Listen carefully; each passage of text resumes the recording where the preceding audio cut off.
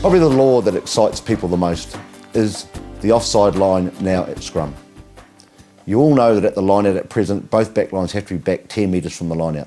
What we're experimenting with is we've got both back lines, so non-participants in the scrum have to be 5 metres back from the last foot of the scrum. So what we've got now is a lot more space on the field. We've got the two teams 10 metres apart. Now, I said before, a lot of these free kicks, some teams see that as a great attacking option. So rather than tap and have 15 people defending, they will say, we'll take the scrum, thanks ref. They've straight away engaged 8 of the opposition, and they've now got a 10 metre space between them and the opposition defence. So a lot of moves we're seeing in the experiments is moves coming off the back of the scrum. We're seeing a lot more space for people to do things in the back line. Sure, it's only early, and I'm sure once coaches get to know that this is what they're doing, they'll come up with some very good defensive patterns for that. But we're quite excited by the amount of space we're creating by having the players back 10 metres. The other thing we looked at, and I think I explained at the start, we wanted to look at the whole sanctions of the game of rugby. There's nothing more frustrating, and I've been a referee, sitting back in your lounge and thinking, what was that for? And the next minute it's 3-0 to the opposition. We've tried to get rid of that and trying to take a lot of pressure off referees by, as I say, only making everything in the game that's an offence as a free kick, except for foul play. And we all know the normal foul plays, the head-eye tackles, the punches, etc. They should always be sanctioned by a penalty. Offside, and we think offside's a big blight on the game. We want players onside, so we've decided to stick with a penalty for that. And entering through the gate at the tackle, and I explained what the gate was before. So they're the only 3 things that you can be penalised for. If you repeatedly or deliberately infringe any law of the game, that is foul play. It's foul play in the law book at present and will remain foul play. So that is still a penalty. Whereas anything else, so everything, a flanker breaks early, the binding's not right in a scrum, is going to be a free kick. Bearing in mind, again, for those that think that teams will get cynical, if a player doesn't bind correctly in the scrum 2 or 3 times, the referee will be saying it's the second time, next time will be a penalty and maybe a yellow card. So we're not encouraging cheating. And it just takes a lot of subjectivity out, and again, it's letting the players determine the results of the game. So where do these experiments go to from here? Let's look at the comparison, and it's something which has been quite heartening for us. The Super Cup, which I talked about, played in Scotland by the top clubs in their round robin tournament. They had 8 matches. The Six Nations of 2007, and also round 7 of Super 14 2007.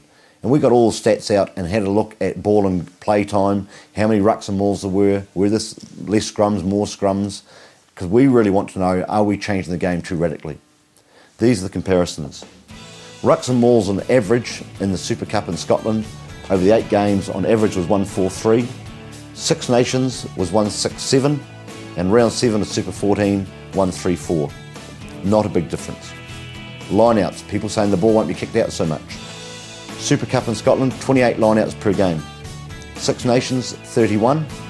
Round 7 of Super 14, 31.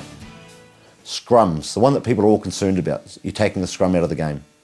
Remember, we're giving a lot of offences now are free kicks, but the option is there to take the scrum. Scottish competition, 21 scrums on average. Six Nations, 17.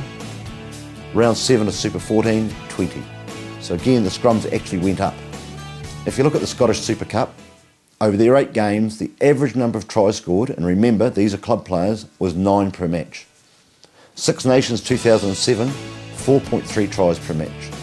Super 14, round 7, 5 tries, on average. So we've almost doubled it in a club competition. And there's reasons for that. There's fatigue factor, the fact that there's tap and go at free kicks, there's not so many stoppages, that players are back 5 metres at scrum time, more space on the field. And quicker ball at the tackle.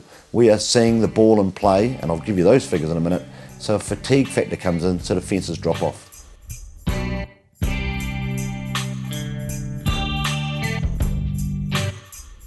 If we look at the stats for ball and play time, it again shows that these new laws are making for a far better game to watch. Ball and play time, maximum ball and play time in the Scottish competition, 59% of the game the ball was in play. Six Nations 46%, and we go down to Super 14 where everyone says, well, it's a great entertainment value.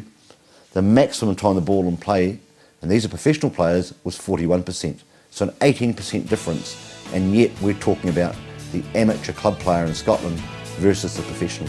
So you can see that once these laws, if they do come in, the fatigue factor and the fitness levels of the players is going to increase and the ball is going to be in play that much longer. There are some things which are really unique to rugby, and we've tried and are very happy that we've succeeded in preserving those unique qualities. The tall fella, the big fella, the wee fella, and so it's all a game for all shapes and sizes. When I talk about those stats, it still shows that there are as many scrums, as many lineouts. There is room for a lot more space for the speedy winger, and the halfback is still a busy player. So we're really happy that we've preserved this unique quality that rugby brings to people.